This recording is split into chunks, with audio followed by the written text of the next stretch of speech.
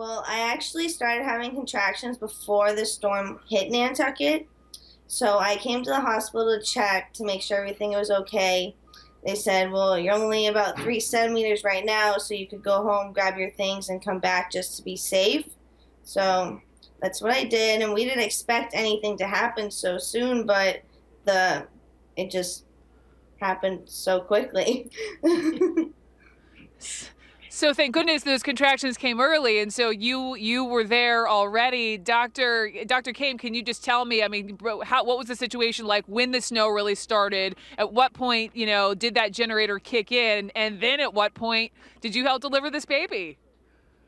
Well, yesterday we tried to prepare for the storm, so we called all our moms who were close to term to offer them boarding at the hospital just in case they didn't have vehicles that could get them through the blizzard in their time of need. So a couple of moms took us up on that, and when Danielle came in, she was contracting slowly, but with the weather being so bad, we encouraged her to stay, and she took us up on that. It was a good thing because all of a sudden labor really kicked in. We see that sometimes happen when the barometric pressure drops here on Nantucket. And so a little after midnight, I think it was, our power went out.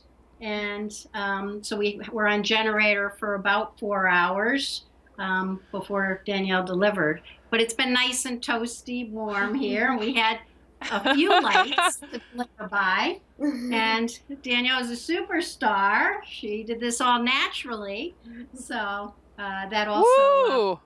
He's doing very well. He's such a good baby. He he always fusses, but he just wants someone to talk to him or like touch him for a second, and then he'll just start smiling. You think he could see the Yeah. turn toward? He's a little shy.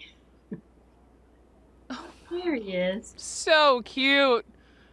So great. I hear baby voices in my ear, and that just made my heart smile.